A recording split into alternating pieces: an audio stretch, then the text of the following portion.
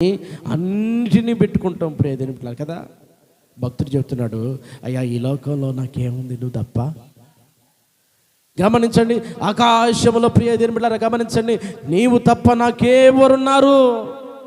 అంతేకాదు, నీవు నాకుండగా ఈ లోకంలో ఏది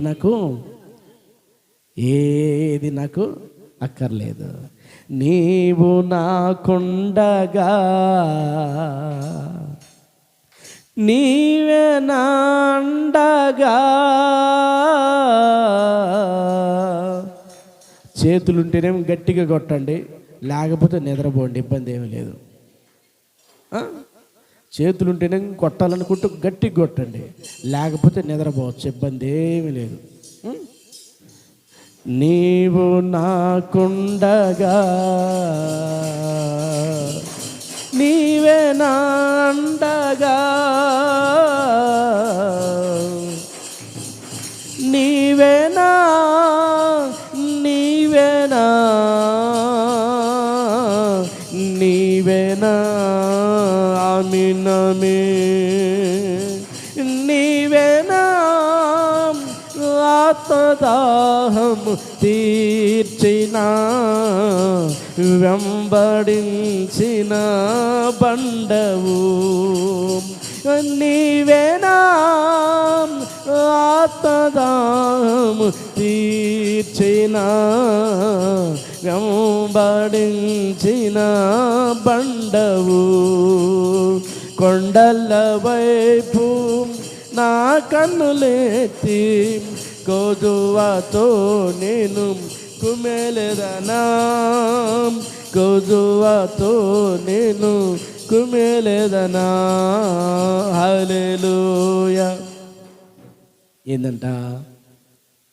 ఆకాశమందు నీవు నాకుండగా నాకు అక్కర్లేదయ్యా, నువ్వు ఉంటే చాలయ్యా. అంటే ఎంత నిబ్బరమో, ఎంత అతను దేవుని పైన ఎంతగా ఆధారపడ్డాడో, దేవుణ్ణి ఎంతగా రుచి చూశాడో, దేవుణ్ణి ఎంతగా అనుభవించాడో, దేవునిపై ఎంత మనసు పెట్టుకున్నాడో, దేవుణ్ణి ఎంతగా విశ్వాసం కలిగి ఉన్నాడో చూడండి. ఆకాశమందు నువ్వు నాకుండగా ఈ లోకంలో నాకేది అక్కర్లేదు. కానీ మనకేంటి చెప్పనా, ఊరంతా నాదే. మనం ఏమనుకుంటాం చెప్పండి, ఈ ఊర్లన్నీ నాయే.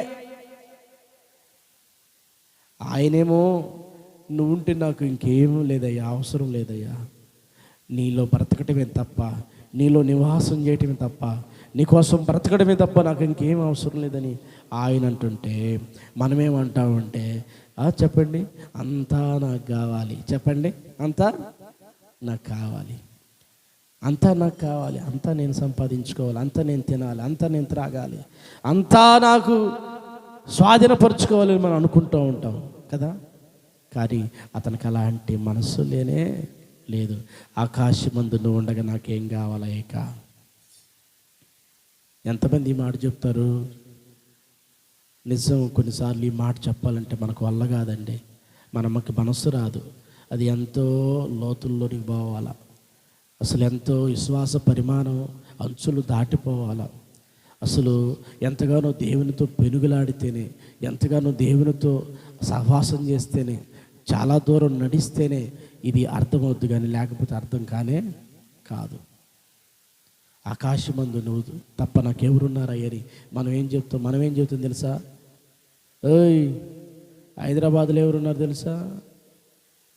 మద్రాసులో ఎవరున్నారు తెలుసా? మాకు విజయవాడలో ఎవరున్నారు తెలుసా? ఒంగోలులో ఎవరున్నారు తెలుసా?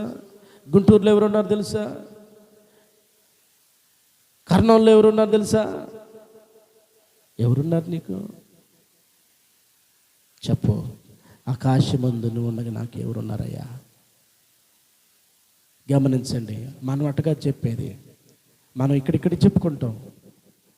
నాకు పొలం ఎంత ఉందో తెలుసా, నా బంగారం ఎంత ఉందో తెలుసా, నెలకు నాకు శాలరీ ఎంత తెలుసా. ఈ లోకంలో ఎన్నన్నా ఉండొచ్చు నీ జీవితంలో, యేసు లేకపోతే ప్రయోజనం ఏమీ లేదు. అయితే గమనించు, ఎక్కడ నీ జీవితాన్ని, కాలాన్ని గడుపుతున్నావు? నువ్వు నాకుంటే చాలా అనుకున్నాడు. ఇంకా ఆకాశమందు నీవు నాకుండగా లోకములోనిదేది చెప్పాలి. ఈ మాట అందరం చెబుదాం, ఖండితంగా చెప్పాలి. నా వైపు చూడండి, ఫస్ట్ నుంచి చదువు. ఆకాశమందు నీవు నాకుండగా. ఏంది, నేను చెప్తున్నానా లేదా? చెప్పమనే కదా మీకు చెబుతుంది.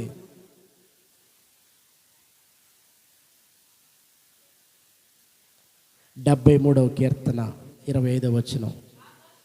అమ్మా వినండి. ఆకాశమందు,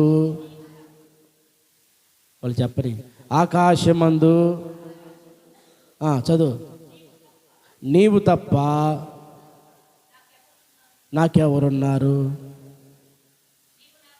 నీవు నాకుండగా లోకములోనిది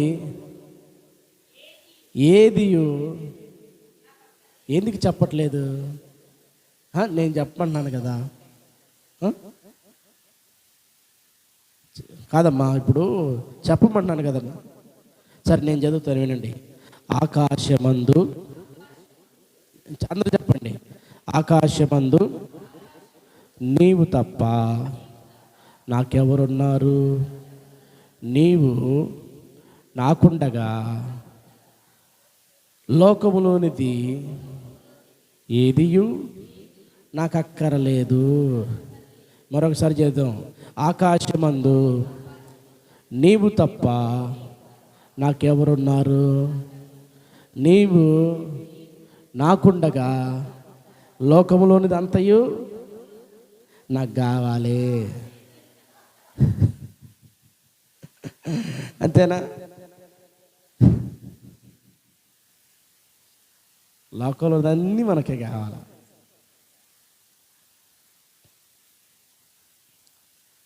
ఇప్పుడు దీపం చెడిపోయిందని దెబ్బలు పడేశారు. ఏం చేశారు? దీపం చెడిపోయిందని చెప్పాలి దెబ్బలు పడేశారు.